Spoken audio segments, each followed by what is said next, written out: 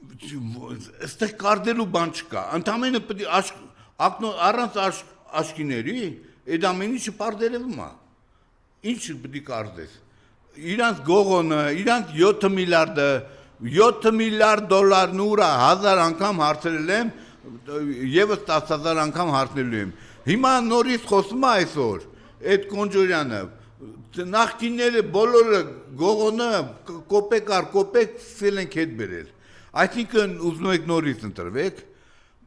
եք նորից ընտրվեք, ձեր 7 միլիարդ դոլարից ինչքան է մնացել, ուրա այդ 7 միլիարդի աշխատատեղը, 7 հատ աշխատատեղ ունեք, արա,